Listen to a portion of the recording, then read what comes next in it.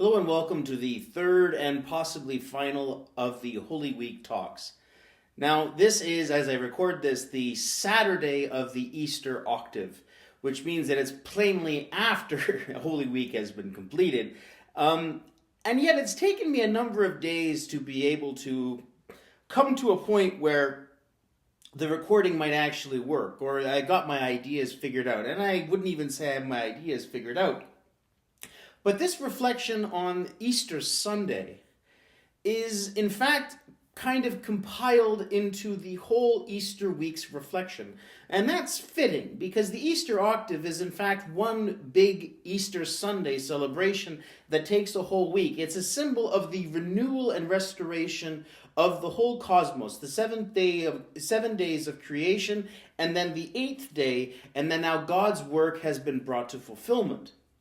But one of those things about Easter Sunday that reflects the peculiar character of the gospel is that we do not have a gospel written according to Jesus Christ, one.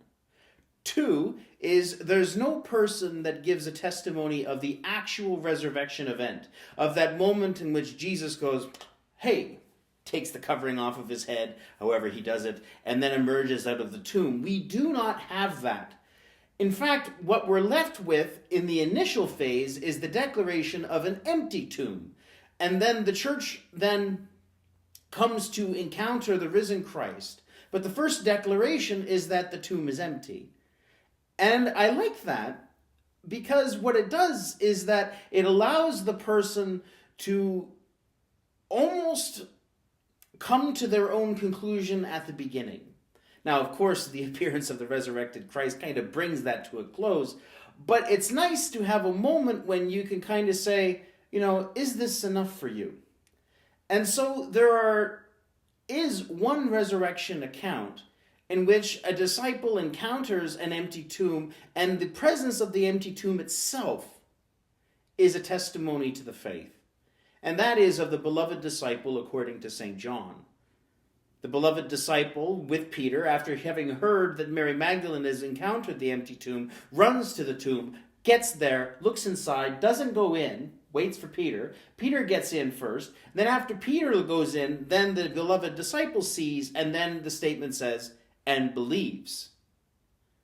And there is a gap between what that beloved disciple requires for faith and then what we get 8 days later when St. Thomas then has the same experience. Because around the same time, Thomas is away, and then he's told by the disciples, he's alive, he's risen. And he says, I don't believe. Now, of course, that doesn't make him any more of a doubting Thomas than the rest of them.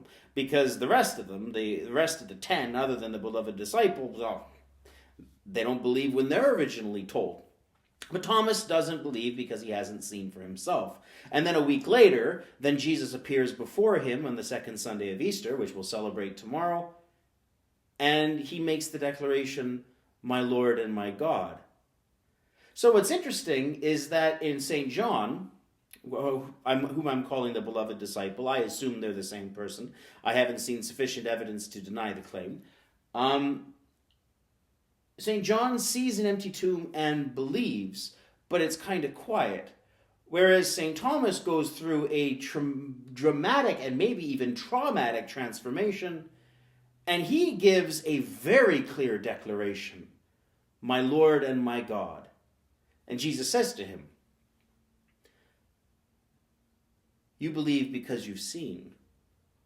How blessed are those who believe and yet have not seen. Which, in a weird way, is addressed to us, who don't have the eyewitness account of the resurrection, but we have the witness account of the witness. Because Peter has told us that he has seen the Lord, and then I believe someone who told me that Peter said that he believed. That requires a great deal of trust. A trust that in the transmission that the truth has been communicated. And it's the same problem as the empty tomb. The evidence, in my estimation, points to the truth that Christ is risen from the dead. But I cannot say definitively without any possibility of question that it is true. And I think that is where faith comes in. That faith is that says, the evidence is mounting in this direction, and I am willing to make an act of trust to fill it in. Because, and I'm not saying that this is a God of the gaps kind of a thing, where God fills in the things that you don't know. Because this is where it gets even more interesting. The more you know you don't know. I mentioned in the Mass this morning that I gradually came to an understanding that the church is apostolic, and therefore it is required of me to have membership in the apostolic church if I'm to live the fullness of this faith. But knowing what I know now, that argument then wouldn't have been as convincing. Knowing what I know now, the argument for the primacy of Peter that I accepted then wouldn't work on me now. Now, you might be wondering, well, then why are you a Catholic? Well, because I've gained more evidence since then. More things have come into play. But this is why growing in the faith is important. But like in any discipline, the more you grow, the more you develop, then the more you realize that there are more questions and more uncertainties than you thought. And it's in those growing uncertainties that the accumulated evidence that you've already walked through then becomes the occasion for faith. God has guided me this far. Why not just a little bit farther? Now that sounds a whole lot to me like the Old Testament. God gives a covenant to Israel, and then they follow that covenant, and then there's a moment when there's the thought of, we've never seen this before, can we handle it? And then the statement is we've trusted God, we will continue. And that is how a Christian grows. And it seems to me to be the time in which we are in today.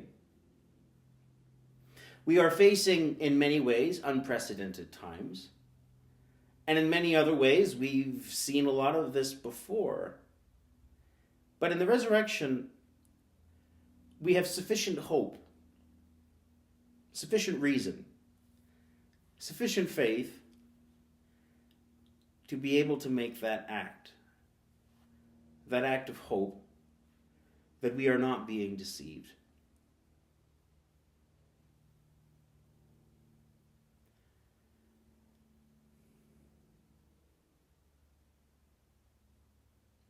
So when Mary Magdalene comes to the tomb,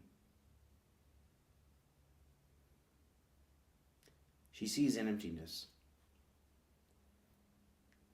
She sees the absence of her Lord. And what would be the beginning of news of great joy is initially very distressing. She goes to the tomb and she sees its emptiness, which would be a sign of the hope that is to come. But its immediate interpretation is that of, they've taken away my Lord, the body of my Lord, and I do not know where they have laid him. Now our hearts should bleed for her. And it's similar to a line, you can often hear in cheesy and corny movies, the night is darkest just before the dawn. And that is why this occasion must happen at the dawn of a new day. She doesn't know it yet. And I think in every single one of us in an Easter faith, we do need to acknowledge where our tombs are empty, or where our experience runs dry, or where our ability to express what we know and believe becomes, our inability to express what we know and believe is in some ways a testimony to the truth of this.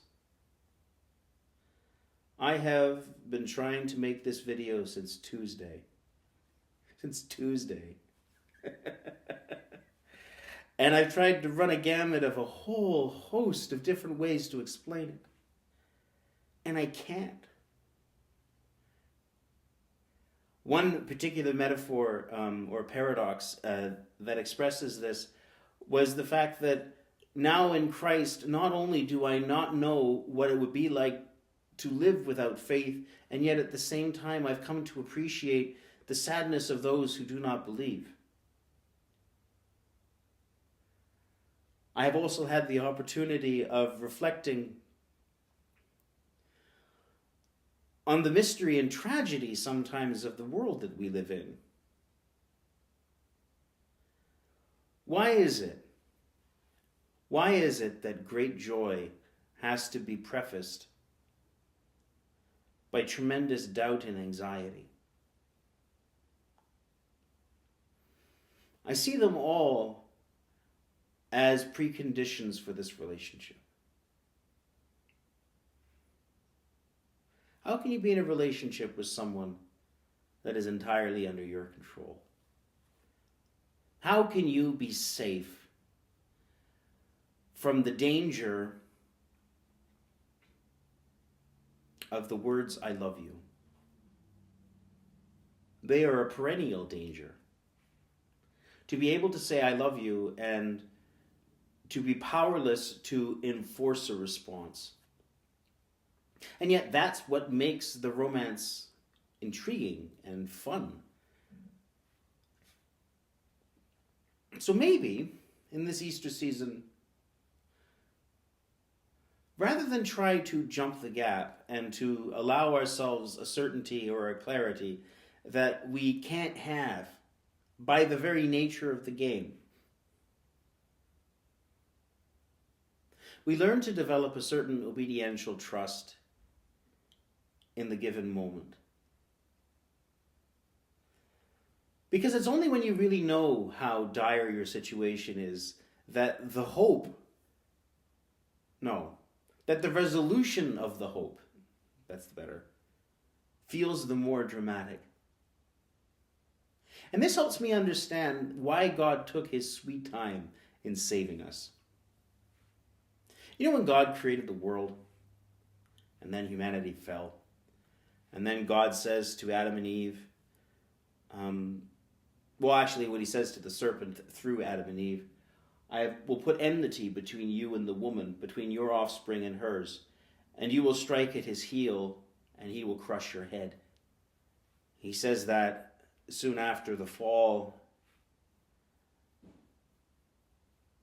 well before we have an understanding of civilization and anything that happens afterwards. Why didn't God just send the Son then? Why didn't God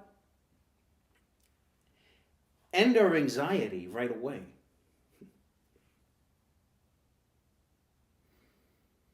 Well, if you remember the nature of the fall itself, it was that we tried to be like God and to claim his power as our own. And it seems to me that God had to respect our choice and also to respect what he had laid in our creation. One is we wanted to be like him without him. Okay. If you remember the story as well, what happens is that the serpent tempts Adam and Eve by becoming like God through knowledge and power. In a way, in short-circuiting that obediential tension. And we also notice that it doesn't work. Human beings then have to learn from painful experience that such a prospect or image of God is fundamentally flawed. And something that I've learned about knowing an idea and living it is that sometimes you have to live an idea in order to understand it. Human beings had to go through all the different steps of the divine likeness and realize that we can't produce the Godhead on our own. The light within is insufficient not only to find God's kingdom, but to live your own life. So that takes a long, long, long time.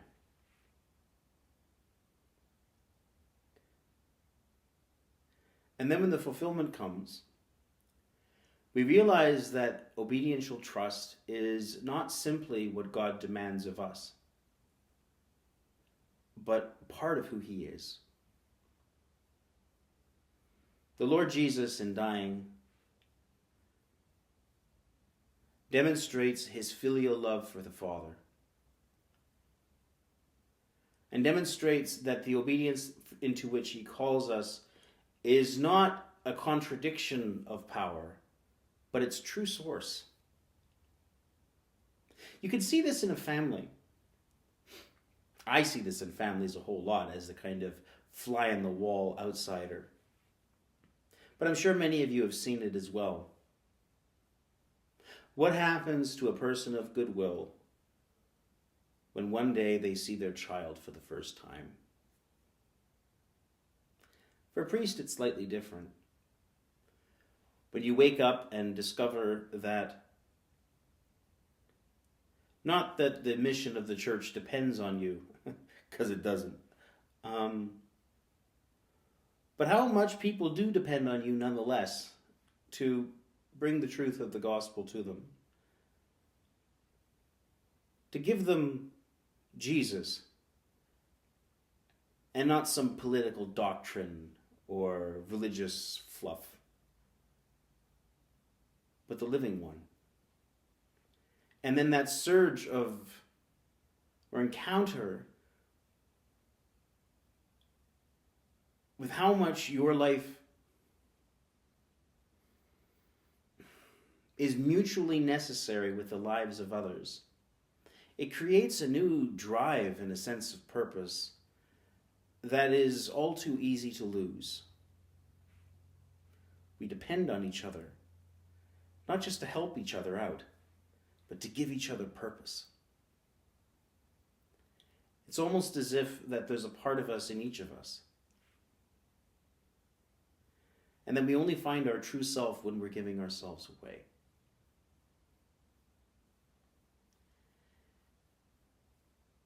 And I think that's what Christ revealed when he rose from the dead. The God who does not need us chooses in his mercy to long for us.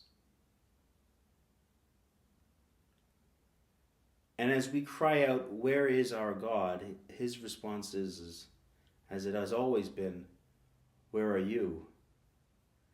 And our answer can only simply be, "I was naked, and so I was in hiding.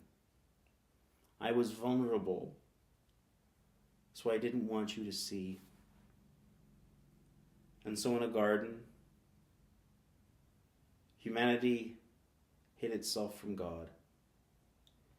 And in a garden, God unlifted his disguise. And Mary thought he was the gardener. And in a way he was. He was finishing the work that he began. Because it all lines up so perfectly, and I struggle to express it. It sounds to me not only that of a divine romance, beautiful as that is on itself, but God the Father playing peekaboo with his children.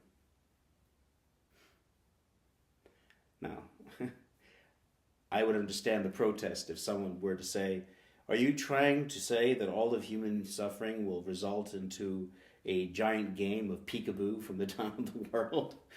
Have you ever seen a kid playing peekaboo? They get legitimately scared. I'm not discounting the terror of the child playing peekaboo, nor the terror of ourselves when we're facing an uncertain future. But when you gaze upon his face and see his eyes, I trust that seeing that face will make it worth it. And I haven't seen that face. But just like the empty tomb, not having seen the event itself, everything else in life has grown to be just a little bit clearer. And for that, I am profoundly thankful. God is indeed merciful. God is indeed risen. And he has appeared to Simon. He has appeared to Mary. He's appeared to John. He's appeared to Thomas. And they have declared, "My Lord and my God." And as a recipient of their testimony through 2,000 years of church life and history, I'm happy to share that confession with you. Happy Easter, everyone.